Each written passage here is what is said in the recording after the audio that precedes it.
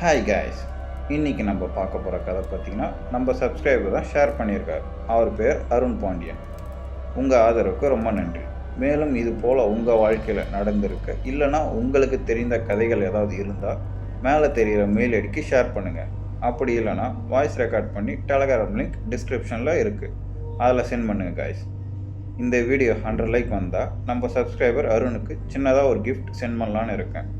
உங்கள் வரவேற்பு ரொம்ப நன்றி. அமானுஷமான மற்றும் திகிலான கதைகளுக்கு ரைட்டர்ஸ் கமெண்ட்ரிக்கு சப்ஸ்கிரைப் பண்ணுங்கள் மற்றும் லைக் பண்ணுங்கள். உங்கள் ஃப்ரெண்ட்ஸ் அண்ட் ஃபேமிலிக்கு வீடியோவை ஷேர் பண்ணுங்கள். அருண் பாண்டியன் வாழ்க்கையில் நடந்த அமானுஷமான சம்பவத்தை வாங்க பார்க்கலாம். அருண் பார்த்தீங்கன்னா செகண்ட் இயர் படிச்சுட்டு இருக்காரு. இப்போ அவர் செமஸ்டர் லீவில் இருக்கார். இவர் லீவ் டைமில் பார்த்தீங்கன்னா பசங்க கூட விளையாட போகிறது, கரும்பேட்டை போகிறது, கிரிக்கெட் விளையாட போகிறதுன்னு சொல்லிட்டு தேவையில்லாத வேலையெல்லாம் நிறைய செஞ்சுட்டு இருக்கிறதா வீட்டில் இருக்கவங்க நினச்சிட்டு இருக்காங்க. வீட்டில் இருக்கவங்க பார்த்தீங்கன்னா இவரை பற்றி ரொம்ப கவலைப்படுறாங்க.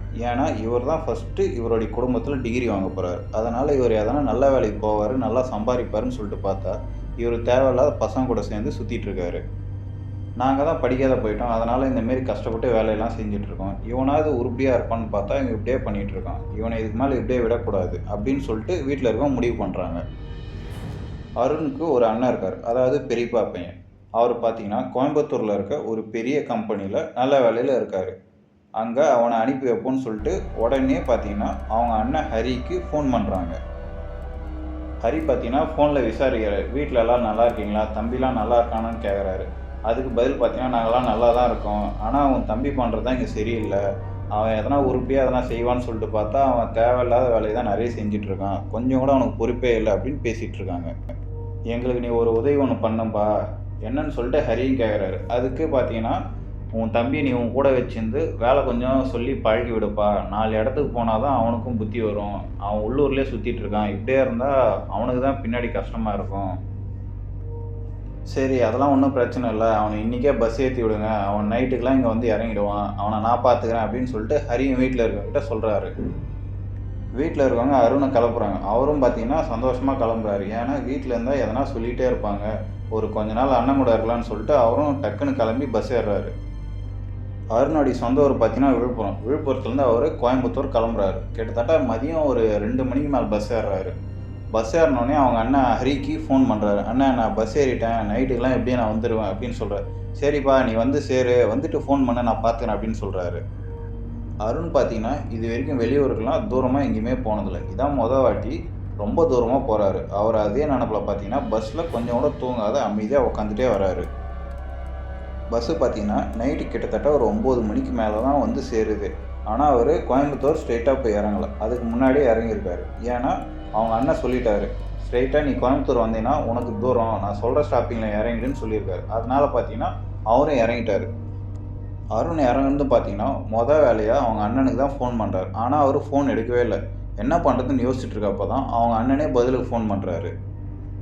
அருண்கிட்ட சொல்கிறாரு, எனக்கு கம்பெனியில் திடீர்னு வேலையாயிடுச்சு, என்னால் இப்போ இருக்க நிலைமைக்கு வெளியே வர முடியாது, உனக்கு நான் லொக்கேஷன் சென்ட் பண்ணியிருக்கேன், அந்த லொக்கேஷனுக்கு நீ ஒரு ஆட்டோ பிடிச்சி வந்துடு, ரொம்ப தூரம்லாம் இல்லை, ஒரு 3 கிலோமீட்டர் அந்த மாதிரி தான் இருக்கும், அங்கே வந்துட்டு ஃபோன் பண்ணி நான் உன்னை வந்து பார்த்துக்கிறேன் அப்படின்னு சொல்கிறாரு. அருண் பார்த்தீங்கன்னா அந்த லொக்கேஷனை செக் பண்ணி பார்க்குறாரு. இங்கேருந்து 3 கிலோமீட்டர் தானே இருக்குது, எதுக்கு நம்ம தேவையில்லாத ஆட்டோவில் போகணும், நம்ம அப்படியே நடந்தே போயிடலான்னு சொல்லிட்டு அவர் நடக்க ஆரம்பிக்கிறாரு. அருண் பார்த்தீங்கன்னா கிட்டத்தட்ட 1/2 மணி நேரத்துக்கு மேலே நடந்துகிட்டே இருக்கார், பொறுமையாக நடந்து போயிட்டுருக்காரு. அப்போ வழியில் பார்த்தீங்கன்னா ஒரு பெரிய ஆலமரம் ஒன்று இருக்குது. அதை பார்த்தோன்னே அந்த இடத்துல இவ்வளோ பெரிய மரம் இருக்கான்னு சொல்லிட்டு யோசிச்சுட்டு இருந்தார். என்ன நினச்சாருன்னு தெரியல, டக்குன்னு அந்த இடத்துல யூரின் போக ஆரம்பிச்சிட்டாரு. அந்த நேரம் பார்த்தீங்கன்னா யாரோ அவரை பார்த்து நடந்து வர மாரி சத்தம் கேட்டுச்சு. டக்குன்னு திரும்பி பார்க்குறாரு, அங்கே யாருமே இல்லை. நம்மளுக்கு தான் அந்தமாரி சத்தம் கேட்குதா இல்லை உண்மையிலே யாருன்னா வராங்களான்னு சொல்லிட்டு சுற்றி சுற்றி பார்க்குறாரு. ஆனால் அங்கே யாருமே இல்லை. ஆனால் அவருக்கு ஒரு ஃபீல் இருந்துகிட்டே இருக்குது, நம்மளை யாரோ பார்த்துட்ருக்காங்கன்னு சொல்லிட்டு. இதுக்கு மேலே இங்கே இருந்தால் சரியாக வராது, நம்ம டக்குன்னு கிளம்பிடலான்னு சொல்லிட்டு அவர் வேலையை முடிச்சுட்டு நடந்து போக ஆரம்பிக்கிறாரு. அவர் நடந்து போயிட்டுருக்கப்போ யாரோ அவர் பின்னாடி நடந்து வர மாரி சத்தம் கேட்டுகிட்டே இருக்குது. யாருன்னு சொல்லிட்டு திரும்பி பார்த்தாலும் யாருமே இல்லை. அவர் மனசில் ஒரு மாதிரி பயம் வந்துச்சு, இதுக்கு மேலே இந்த இடத்துல இருக்கக்கூடாது, ஏதோ தப்பாக இருக்குன்னு சொல்லிட்டு வேகமாக நடக்க ஆரம்பிக்கிறாரு. ஹரி பார்த்தீங்கன்னா நடந்து போயிட்டே இருக்கார் பயத்தில். அப்போது எதிரில் ஒருத்தர் பைக்கில் வந்து நின்று, நீங்கள் தான் அருண் பாண்டியனா அப்படின்னு கேட்டதுக்கு, நீங்கள் யாருங்கன்னு நம்ம அருண் கேட்குறாரு. உங்கள் அண்ணன் தான் என்னை அனுப்பி வச்சார், அவர் வந்து பார்த்தா கம்பெனியில் ஏதோ வேலையாக மாட்டிக்கிட்டாராம், அவரால் இப்போதைக்கு வர முடியாது, அதனால தான் எனக்கு ஃபோன் பண்ணி சொன்னார், இந்தமாரி என் தம்பி வந்திருக்கான், அவனை போய் பாருங்கன்னு சொல்லிட்டு. இவங்க 2 பேரும் பேசிகிட்டு இருக்கப்போ தான் ஒரு விஷயத்த கவனிக்கிறாங்க. நம்ம அருண் கையில் பார்த்தீங்கன்னா சின்னதாக அடிபட்டிருக்கு, ரத்தம் சொட்டிகிட்டு இருக்கு. இது அவருக்கு சுத்தமாக தெரியவே இல்லை. ஏன்னா அவருக்கு வலிக்கவே இல்லை. அந்த இடத்துலயே பார்த்தீங்கன்னா ஒரு வாட்டர் பாட்டில் எடுத்து அந்த அடிப்பட்ட இடத்துல லேசாக தண்ணியை ஊற்றி கழுவிட்டு சின்னதாக அப்படியே அந்த கச்சிப்பு எடுத்து சுற்றிட்டு கிளம்புறாங்க. அருணை அவங்க அண்ணன் ரூமுக்கு கூட்டின்னு போகிறன்னு பார்த்தா வேற ஒரு லாட்ஜுக்கு கூட்டிகிட்டு வர. ஏங்க இங்கே கூட்டின்னு வரீன்னு கேட்டால், இந்தமாரி அவர் சாவியை பூட்டி கம்பெனியில் இருக்கார், அதனால் உன்னை வெளியே தான் தங்க வைக்க சொல்லியிருக்காருன்னு சொன்னார். வேறு வழி இல்லாதனால அருண் இப்போ வெளியே தான் தங்கி ஆகணும். அருண் பார்த்தீங்கன்னா லாட்ஜுக்குள்ளே போயிட்டு அங்கே ஒரு பெரியவர் இருக்கார். அவர்கிட்ட இந்தமாரி எங்கள் அண்ணன் தான் அனுப்புனாரு, சாவி கொடுங்கன்னு சொல்லிட்டு கேட்குறாரு. அந்த பெரியவரும் பார்த்தீங்கன்னா சாவி எடுத்து கொடுக்கும்போது தான் நம்ம அருண் கையில் அடிபட்டு ரத்தம் சொல்கிறத பார்க்குறாரு. அதை பார்த்து அவர் என்ன நினச்சாருன்னு தெரியல, சாவி கொடுக்காத அப்படியே மிரச்சி பார்த்துட்ருக்காரு. தம்பி என்னப்பா கையிலேருந்து ரத்தம் சுட்டிகிட்டு இருக்கு, என்னாச்சு, நீ அந்த மரத்து வழியில் ஒன்றும் வரலையே அப்படின்னு கேட்குறாரு. எனக்கு ஒன்றுமே புரியல, நான் அந்த வழி தாங்க வந்தேன், எதனா பிரச்சனையா அப்படின்னு கேட்டதுக்கு பக்கத்தில் ஒரு இன்னொருத்தர் இருக்கார். அவர் சாவியை டக்குன்னு வாங்கி நம்ம அருண்கிட்ட கொடுக்குறாரு. அதெல்லாம் ஒன்றும் இல்லைங்க, நீங்கள் ரூமுக்கு போங்கன்னு சொல்லி. அருணுக்கு பார்த்தீங்கன்னா ஒன்றுமே புரியல. சரி என்ன ஒன்றுன்னு சொல்லிட்டு சாவி வாங்கிட்டு ரூமுக்கு போயிட்டு அமைதியாக படுகிறாரு. அவர் படுத்த கொஞ்ச நேரத்துலேயே பார்த்தீங்கன்னா நல்லா தூங்கிடுறாரு. ஏன்னா அவர் கிட்டத்தட்ட பஸ்ஸில் ரொம்ப நேரம் ட்ராவல் பண்ணியிருந்தார். அதுவும் இல்லாத நடந்து வேறு இவ்வளோ தூரம் வந்திருக்காரு. அவர் வரும்போதே ஹோட்டலில் அப்படியே சாப்பிட்டு வந்துட்டார். மணி பார்த்தீங்கன்னா இப்போ கிட்டத்தட்ட ஒரு 12 மணி இருக்கும். அந்த நேரத்தில் யாரோ கதவு தட்டுறாங்க. முழிச்சோடனே அருண் இந்த நேரத்தில் யார் வந்திருப்பான்னு சொல்லிட்டு யோசிக்கிறாரு. சரி யாராக இருக்குன்னு சொல்லிட்டு கதவுகிட்ட போய் கேட்குறாரு, யார் வெளியே இருக்குதுன்னு சொல்லிட்டு. அப்போது அருண், நான் தான் வந்திருக்கேன், உன் அண்ணன் தான்டா, கதவு தாடா அப்படின்னு சொல்லிட்டு குரல் கேட்குது. அவருக்கு அந்த நேரத்தில் என்ன நினச்சாருன்னு தெரியல. உடனே அவங்க அண்ணனுக்கு ஃபோன் பண்ணுறாரு. ஆனால் பார்த்தீங்கன்னா ஃபோன் அவர் எடுக்கவே இல்லை. என்னடா இது, வாசலில் தான் நின்று கதவு தட்டிகிட்டு இருக்காரு, ஃபோனையும் எடுக்க மாட்டேங்கிறான்னு சொல்லிட்டு திரும்பவும் பண்ணுறாரு. ஃபோன் அந்த வாட்டியும் எடுக்கலை. ஒரு கொஞ்ச நேரம் கதவு தட்டிகிட்டே இருக்கப்போ ஃபோன் வருது அவருக்கு. அவங்க அண்ணன் ஹரி தான் ஃபோன் பண்ணுறாரு. எடுத்தோடனே அவர் சொல்கிறாரு, தம்பி எனக்கு எங்கள் கம்பெனி லேட் ஆகிடுச்சு, நான் ரூம் படுத்துட்டேன், நீ அமைதியாக தூங்கு, நான் காலைல பாருன்னு சொல்லிவிட்டு உடனே கட் பண்ணிட்டாரு. நம்ம அருணை பேசக்கூட விடல. நம்ம அருணுக்கு பார்த்தீங்கன்னா அப்படியே திக்குன்னு ஆயிடுச்சு. அப்போது வெளியே இருந்து யார் கதவு தட்டுறது அப்படின்னு சொல்லிட்டு கதவு பக்கத்துலேயே ஒரு ஜன்னல் ஒன்று இருக்குது, அது வழியாக எட்டி பார்க்குறாரு. யாருமே இல்லை. ஆனால் திரும்பவும் கதவு தட்டுறாங்க. அவர் மனசில் அப்படி ஒரு பயம் வந்துச்சு. அந்த நேரத்தில் என்ன பண்ணுறதுன்னு தெரியாத நம்ம அருண் பார்த்தீங்கன்னா ஓரமாக போய் உக்காந்துட்டு அவருடைய குலதெய்வத்தை வேண்டிக்கிறாரு. முனீஸ்வரா என்னை எப்படியாவது காப்பாற்று, எப்படியாவது காப்பாற்றுன்னு சொல்லிட்டு அவர் வேண்டிக்கிறாரு. இப்போ பார்த்தீங்கன்னா வெளியே யார் இருக்கான்னு தெரியாத நம்ம அருண் பயத்தில் உட்காந்துட்டு இருக்காரு. வேகமாக அந்த கதவு தட்ட ஆரம்பிக்கிறாங்க. ஏய் கதவு தரடா, கதவு தரடான்னு சொல்லிட்டு யாரோ குரல் விடுறாங்க. அருணுக்கு என்ன பண்ணுறதுனே புரியல. அப்போது திடீர்னு வேற ஒரு சத்தம் ஒன்று கேட்குது. யாரோ ஒரு பெண்மணியோடைய அலறல் சத்தம் கேட்குது. அந்த சத்தம் எப்படி இருக்குன்னா, யாரோ ஒருத்தர் அந்த பெண்மணியை போட்டு பலமாக அடிக்கிற மாரி இருக்குது. அவங்க அந்த வலி தாங்க முடியாத கதறாங்க. அதில் பார்த்தீங்கன்னா யாரோ ஒருத்தர், என்ன தைரியம் தான் நீங்கள் வந்திருப்ப, ஓடிற அப்படின்னு சொல்லிட்டு நல்லா மிரட்டுறாங்க அந்த பெண்மணியை. அப்படியே பார்த்தீங்கன்னா அந்த இடமே அமைதியாகிடுச்சு ஒரு கொஞ்ச நேரத்துக்கு. அருண் பார்த்தீங்கன்னா பயத்தில் உட்காந்துட்ருக்காரு, என்ன பண்ணுறதுனே தெரியல. அடுத்து ஒரு கொஞ்ச நேரம் கழித்து கதவு யாரோ தட்டுறாங்க. தம்பி கதவு தரப்பா அப்படின்னு சொல்லிட்டு. நம்ம அருணுக்கு ரொம்ப பயமாக இருந்துச்சு. அந்த நேரத்தில் என்ன பண்ணுறதுன்னு தெரியாத திரும்பவும் ஜன்னல் வழியாக எட்டி பார்த்தாரு. கதவு கிட்ட பார்த்தா யாரோ ஒரு பெரியவர் ஒருத்தர் கையில் ஒரு குச்சி வச்சு நின்றுட்டுருக்காரு. தம்பி தைரியமாக கதவு தரப்பா அப்படின்னு சொல்கிறாரு. அருணுக்கு அந்த நேரத்தில் ஏன்னு தெரியல, ஏதோ ஒரு தைரியம் ஒன்று வந்துச்சு. டக்குன்னு பார்த்தீங்கன்னா கதவு திறந்தாரு. அந்த பெரியவர் பார்த்தீங்கன்னா நம்ம அருணை பார்த்து சொல்கிறாரு, தம்பி நீ எதுக்கும் பயப்படாத, நீ கூப்பிட்ட மாரி நான் வந்துட்டேன், நீ போய் அமைதியாக தூங்கு, எதாக இருந்தாலும் நான் பார்த்துக்கிறேன் அப்படின்னு ஏதோ ஒரு தைரியம் சொல்கிறாரு. அருணுக்கு ஏன்னு தெரியல, நல்லா தைரியமாக இருந்துச்சு. டக்குன்னு கதவு மூடிட்டு போய் படுத்தாரு, நல்லா தூங்கிட்டாரு. அடுத்த நாள் காலையில் பார்த்தீங்கன்னா அவங்க அண்ணன் ஹரி கரெக்டாக ஒரு 7 மணிக்கு கதவு தட்டுறாரு. நம்ம அருண் பார்த்தீங்கன்னா நல்லா தூங்கிட்டு இருக்காரு. ஜன்னல் வழியாக பார்க்குறாரு. சரி ஃபோன் பண்ணுன்னு சொல்லிட்டு ஃபோன் பண்ணேன். அப்போ தான் எழுந்திருக்காரு நம்ம அருண். ஜன்னல் வழியாக அருணை பார்த்துட்டு தான் இருக்காரு அவர் அண்ணன். ஆனால் அவன் பார்த்தீங்கன்னா ஏதோ ஒரு பித்து பிடிச்ச மாதிரி உக்காந்துட்டு இருந்தார். அவருக்கே புரியல, என்ன இவன் தூங்கி எழுந்துச்சும் ஒரு மாதிரி உக்காந்துட்டு இருக்கானேன்னு சொல்லிட்டு. ஒரு கொஞ்ச நேரம் கழிச்சு தான் பார்த்தீங்கன்னா கதவே திறக்கிறாரு. உள்ளே வந்தானே கேட்குறாரு, டேய் எவ்வளோ நேரம் நான் கூப்பிட்டுருக்கேன், என்னடா உக்காந்துட்டே இருக்கான்னு கேட்டதுக்கு, இல்லைண்ணே நைட்டு ஏதோ நடந்துச்சு, கனவா இல்லை உண்மையிலே நடந்துச்சான்னு தெரியல, அதான் நான் யோசிச்சு பார்த்துட்டு இருந்தேன்னு சொல்கிறாரு. தேவையில்லாத நீ எதையும் போட்டு குழப்பிக்காத, நம்மளுக்கு வேலை நிறைய இருக்குது, கிளம்பு போகலான்னு சொல்லிட்டு அருணை கூட்டிகிட்டு போகிறாரு. கம்பெனிக்கு போன உடனே பார்த்தீங்கன்னா நம்ம அருணுக்கு சின்ன சின்ன வேலையை தான் கொடுக்குறாரு. ஆனால் ஏன்னு தெரியல, அருண் ஒரு மாரி சோர்ந்த மாதிரியே இருக்கார். அவங்க அண்ணனும் அதை கவனிச்சிட்டு தான் இருக்கார். ஒரு 2 நாள் பார்த்துட்டு இருந்தார். அதுக்கப்புறம் அவர் முடிவு பண்ணிட்டாரு, இல்லை இதுக்கு மேலே உனக்கு இந்த வேலைலாம் செட் ஆகாது.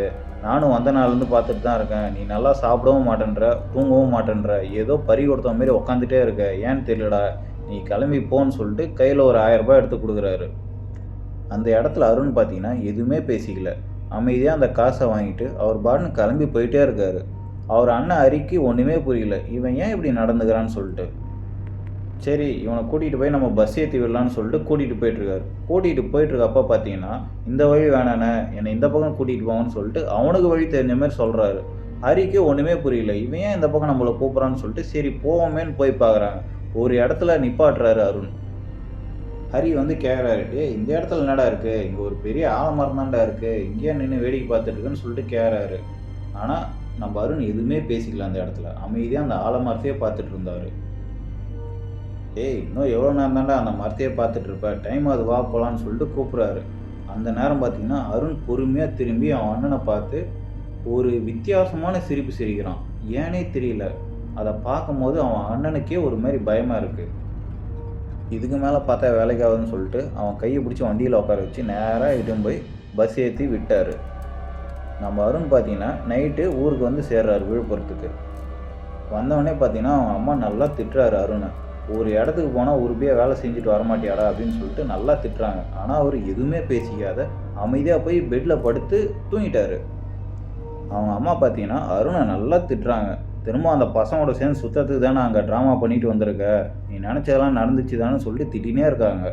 ஆனால் அருண் பார்த்தீங்கன்னா எதுவுமே காதில் வாங்காத அமைதியாக படுத்து தூங்கிட்டே இருக்காரு. அடுத்த நாள் காலையில் ஆகுது. அவங்க அம்மா வந்து அருணை எழுப்புறாரு. ஆனால் அருண் பார்த்தீங்கன்னா எழுந்திரிக்கவே மாட்டேன்றாங்க. அவங்களும் நல்லா எழுப்பி பார்க்குறாங்க, எழுந்திரிக்கவே இல்லை.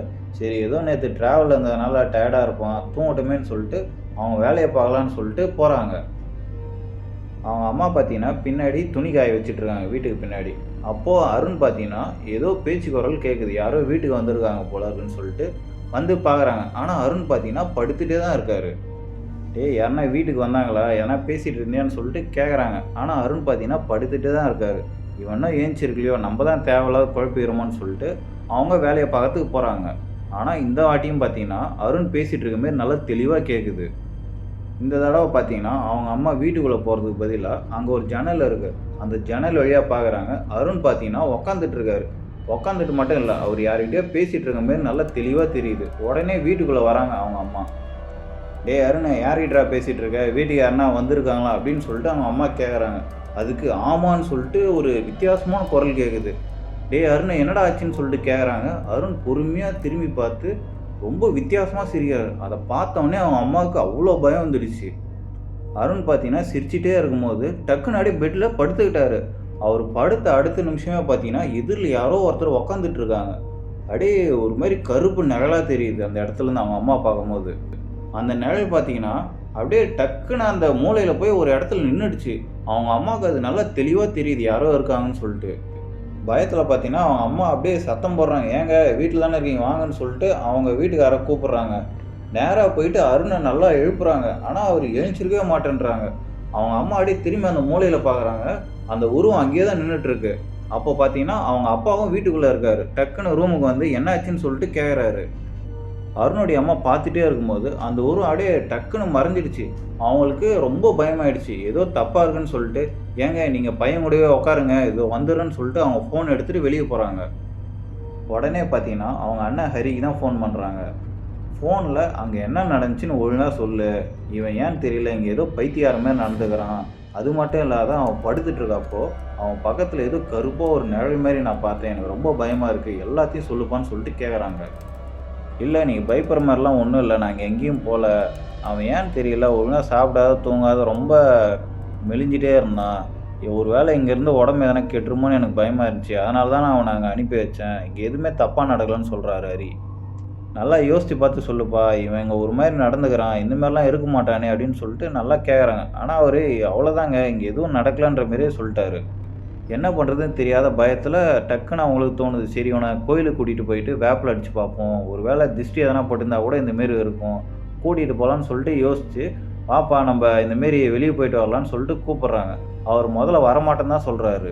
அப்போ அவங்க அப்பா சொல்கிறாரு, வீட்டிலேருந்து என்னடா பண்ண போகிற, அம்மாவோட வெளியே போயிட்டு வாடா அப்படின்னு சொல்லிட்டு அவர் தான் மிரட்டி அனுப்புகிறாரு.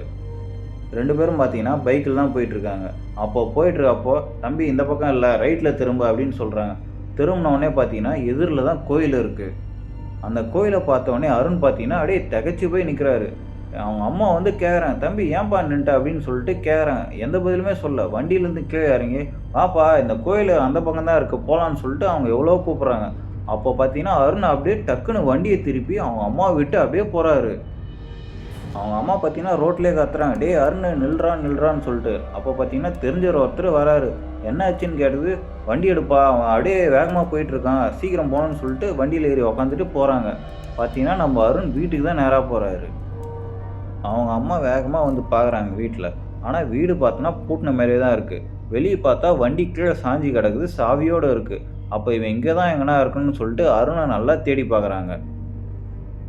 எங்க தேடியுமே அருண கண்டுபிடிக்கவே முடியல. சரி ஒரு வேள மொட்டை மாடிக்கு எதனா போயிருப்பானான்னு சொல்லிட்டு அவங்க அம்மா நல்லா பார்க்குறாங்க. ஆனா மாடியில இல்ல.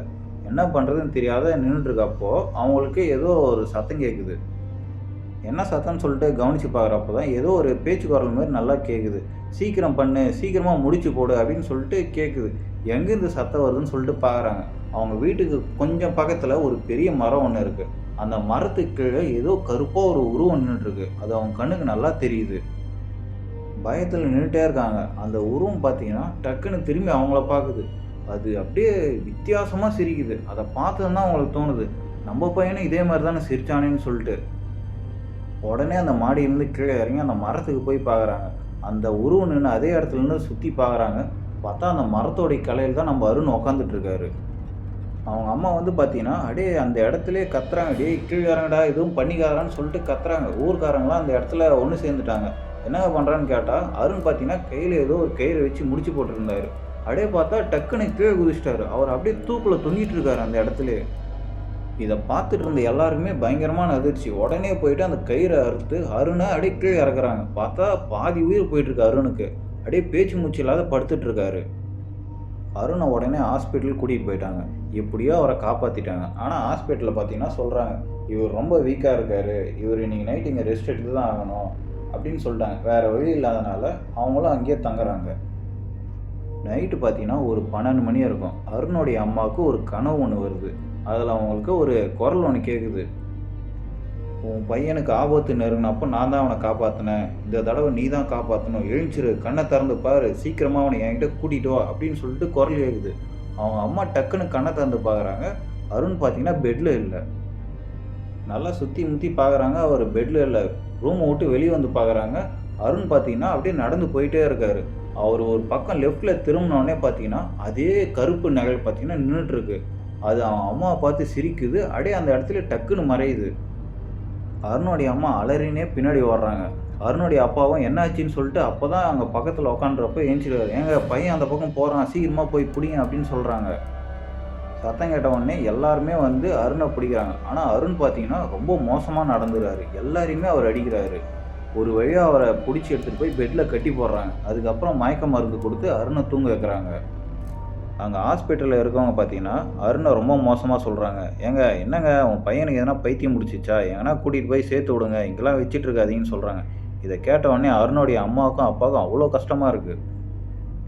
அடுத்த நாள் காலையில பார்த்தீங்கன்னா, அருண் கொஞ்சம் தெளிவா தான் இருக்காரு. நல்லா பேசுறாரு. ஓகேன்னு சொல்லிட்டு அவர வீட்டுக்கு கூட்டிட்டு போய் உட்கார வச்சுட்டாங்க. ஆனா, ரொம்ப கஷ்டமா இருக்கு அவங்க அம்மாவுக்கும், அப்பாவுக்கும். அருணுடைய அம்மா பார்த்தீங்கன்னா, "நீங்க பையன் கூடவே இருங்க. நான் இத கோயில் வரைக்கும் போயிட்டு வரேன்னு" சொல்லிட்டு அவங்க கோயிலுக்கு கிளம்பி போயிட்டுருக்காங்க. அருணுடைய அம்மா பார்த்தீங்கன்னா, அவங்க குலதெய்வம் கோயில் முனீஸ்வரன் கிட்ட தான் போயிருக்காங்க. அங்க போனோனே கோயில் பூசாரிகிட்ட சொல்றாங்க. நடந்த எல்லாத்தையுமே சொன்னோனே, அந்த பூசாரி முனீஸ்வரன் கிட்ட இருக்க ஒரு கனி ஒண்ணு எடுத்து குடுத்து, "இந்த பழத்த எப்படியாவது அவனுக்கு ஜூஸ்லயாவது கலந்து குடுத்துருங்க. அதுக்கப்புறம் அவன கூட்டிட்டு வந்துருங்கன்னு" சொல்லி குடுக்குறாங்க. சொன்ன மாரி பார்த்தீங்கன்னா, அந்த பழத்த ஏதோ ஜூஸ்ல கலந்து குடுத்துட்டாங்க. அது தெரியாத நம்ம அருண் குடிச்சிட்டாரு. ஆனா குடிச்ச கொஞ்ச நேரத்திலேயே பார்த்தீங்கன்னா, அவரு ஒரு மாரி பொம்மை மாரி ஆயிட்டாரு. அவர் முகத்த பார்த்தா, அவரு கண்ண சுத்தி நல்லா கருப்பாயிடுச்சு. அவரு முகத்துல இருக்க தோலு எல்லாமே அப்படியே ஒரு மாரி உரிச்சிட்டு வர மாரி ஆயிடுச்சு. உடனே பார்த்தீங்கன்னா, வீட்ல இருக்கவங்க அருண தூக்கிட்டு கோயிலுக்கு போயிட்டாங்க. அங்க பார்த்தீங்கன்னா, அருண் கண்ண திறந்து பார்க்கும்போது, முனீஸ்வரன் கால் பாதத்துக்கு கீழ படுத்துட்டு இருக்காரு. அதுக்கப்புறம் தான் நம்ம அருணுக்கு பார்த்தீங்கன்னா, வேப்பில அடிக்கிறது, பூஜை பண்றதுன்னு சொல்லிட்டு அவங்களால முடிஞ்ச எல்லாமே பண்ணாங்க. அதுக்கப்புறம் தான் அருண் பார்த்தீங்கன்னா, கொஞ்சம் தெளிவானாரு. கிட்டத்தட்ட பார்த்தீங்கன்னா அருண் சரியாகி தேறி வர்றதுக்கு 2 மாதம் ஆயிடுச்சு. அவர் ரொம்ப கஷ்டப்பட்டார் இதனால். இவர் கஷ்டத்தில் இருக்கும்போது பார்த்தீங்கன்னா ஒரு கனவு அடிக்கடி வந்துகிட்டே இருந்ததாம். அந்த கனவுல ஒரு பெண்மணி இருந்தாங்களாம், ஒரு மரத்துக்கு கீழே. இவர் தெரியாத அந்த பெண்மணியை தொந்தரவு பண்ணிட்டாங்களாம். அதனால் கோபமான அந்த பெண்மணி பார்த்தீங்கன்னா அவர் முதுகில் ஏறி உக்காந்துட்டாங்களாம். கொஞ்சம் கொஞ்சமாக அவர் உடம்புலேருந்து ரத்தத்தை உரிய ஆரம்பித்தாங்களாம். இந்த கனவு அவருக்கு வந்துகிட்டே இருந்ததாம். இப்போ பார்த்தீங்கன்னா நம்ம அருண் பாண்டியன் ஒரு நல்ல நிலைமையில் இருக்காராம், ஒரு நல்ல வேலையில் இருக்கார். ஆனால் அவருக்கு நடந்த இந்த அமானுஷ்யமான விஷயங்களை அவரால் இன்னும் மறக்கவே முடியலன்னு சொன்னார். ஓகே காய்ஸ், கதை எப்படி இருந்துச்சு? உங்ககிட்டையும் இதே மாதிரி சுவாரஸ்யமான கதைகள் இருந்துச்சுன்னா நம்மக்கிட்ட அனுப்பி வைங்க. கண்டிப்பாக நம்ம கதையாக பார்க்கலாம். நம்ம சேனலை சப்ஸ்கிரைப் பண்ணுங்கள், லைக் பண்ணுங்கள் மற்றும் உங்கள் நண்பர்களுக்கு ஷேர் பண்ணுங்கள். ஓகே, நம்ம அடுத்த கதையில் பார்ப்போமா?